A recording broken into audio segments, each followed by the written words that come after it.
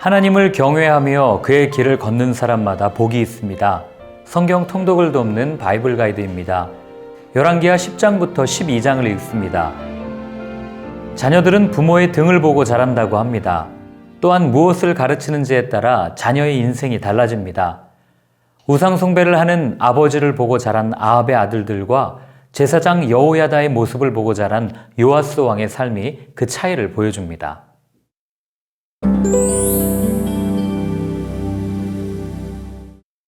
하나님의 도구로 아합 가문을 심판한 예후의 이야기가 소개됩니다. 예후는 사마리아에 있는 아합의 아들 70명을 사마리아의 장로들에게 죽이라 요청합니다. 또한 아합과 깊은 관계를 맺었던 남유다의 아하시아 왕의 형제들도 죽입니다. 예후는 왜 이들을 죽여야 했을까요? 왕으로 기름 부을 받을 당시 하나님께서 주신 명령을 따르기 위해서이기도 하고 새로운 왕조 수립을 위해 구왕조의 잔재를 청산하려는 의도가 있을 수도 있습니다. 어쨌든 아합은 말씀대로 실천했던 레갑 족속을 등용하며 자신이 한 이 모든 일은 하나님을 위한 자신의 열심이라고 말합니다. 그것으로 끝나지 않습니다. 예후는 바알을 섬기는 사람들을 숙청하기 위해 아합은 바알을 조금 섬겼지만 예후는 많이 섬기리라고 공포하며 거짓 바알 대회를 개최합니다. 그리고 그곳에 나온 우상 숭배자들을 죽이고 바알의 신당에 있던 목상들을 불에 태우고 바알의 신당을 헐어 변소로 만듭니다. 그러나 베델과 단에 있던 금송아지 제단은 남겨둡니다. 이에 대해 학자들은 북이스라엘 백성들이 예루살렘 성전으로 제사 드리러 가는 것을 막기 위해서 예후가 정치적인 이유로 남겨놓았을 것이라 추측합니다.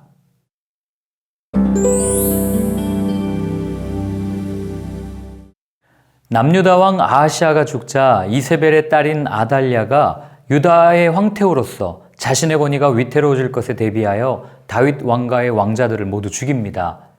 그때 요람 왕의 딸 아하시아의 누이이자 제사장 여호야다의 아내였던 여호세바가 아하시아의 아들 요아스를 빼내어 6년 동안 성전에서 숨어 지내게 합니다.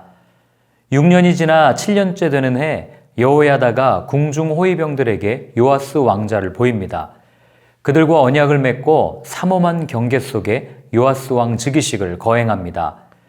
이를 들은 아달랴는 반역이라고 외치지만 이미 요아스 편에 서 있는 군인들은 그녀를 왕궁의 말이 다니는 길에서 죽입니다. 이어 여호야다는 왕과 백성에게 하나님과 언약을 맺어 하나님의 백성이 되게 하고 바알의 신당을 허물고 신상을 깨며 바알의 제사장 맏단을 죽이는 등 종교개혁을 합니다.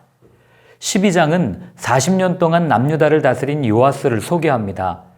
그는 하나님의 성전을 수리했지만 산당은 제거하지 않았습니다.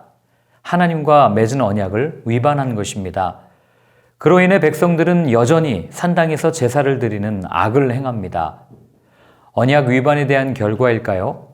요아스는 아람이 예루살렘을 침공하러 오자 많은 돈을 주어 돌려보냈지만 결국 밀로궁에서 신복들의 반역으로 살해당하는 비참한 결말을 맺습니다.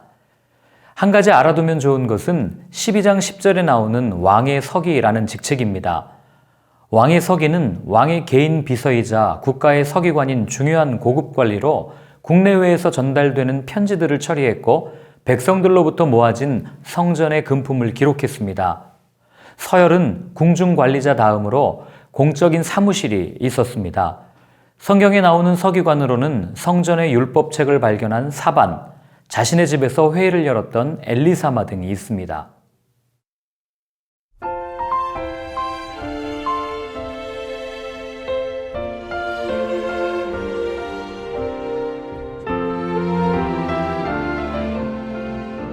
만약 요아스가 아합의 아들들처럼 우상 숭배하는 문화 속에서 보고 자랐다면 어떻게 되었을까요? 두말할 나위 없이 우상 숭배자가 되었을 것입니다. 우리 주변에 누가 있는가는 중요한 문제입니다. 삶의 많은 부분이 나를 둘러싼 사람들에 의해 결정되기 때문입니다. 동일하게 우리 역시 바로 내 옆에 누군가에게 영향력을 끼치고 있음을 기억해야 합니다. 바울은 고린도후서에서 그리스도인을 그리스도의 향기이자 편지라고 표현했습니다.